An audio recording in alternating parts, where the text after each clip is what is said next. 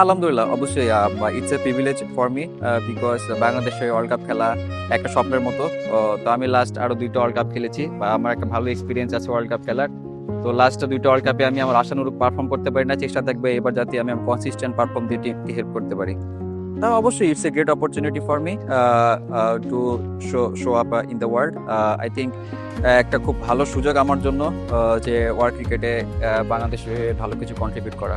বলবো যে একটা ভালো প্রিপারেশন হচ্ছে আমাদের জন্য, কারণ বিপিএল এর শেষে আমাদের কোনো প্র্যাকটিস ক্যাম্পের সুযোগ নেই। তো যেহেতু আমার লাস্ট গেমের পরে একটা 7 দিন একটা গ্যাপ ছিল, চেষ্টা করেছি নিজেকে কিভাবে আরো একটু ইমপ্রুভ করা যায়, নিজের যে ল্যাকিংসটা আছে সেখান থেকে কিভাবে একটু ইমপ্রুভমেন্ট করতে পারি।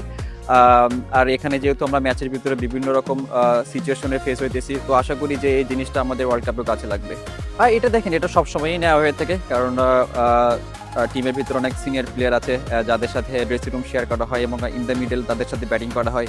তো সবসময় তাদের সাথে সবকিছু নিয়ে কথা হয়। আশা করি এটা আমাদের খুব ভালোভাবে কাজে লাগবে এবং টিমের ভিতরে আমাদের সবার বন্ডিং অনেক ভালো। তো আশা করি সবার খারাপ সময়ে সবাই পাশে থাকে, তো এই জিনিসটা আমাদের আরো ভালোভাবে বুস্ট আপ করবে।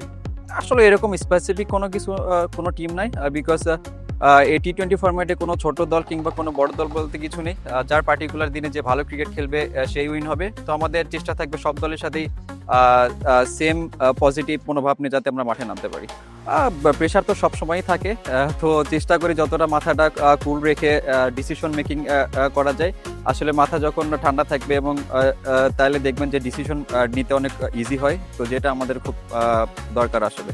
আর সবাই আমাদের জন্য দোয়া করবেন যাতে আমরা এই ওয়ার্ল্ড কাপের মতো জায়গায় আমাদের নিজের দেশকে খুব ভালোভাবে রিপ্রেজেন্ট করতে পারি এবং দেশের জন্য ভালো কিছু বয়ে নিয়ে আসতে পারি।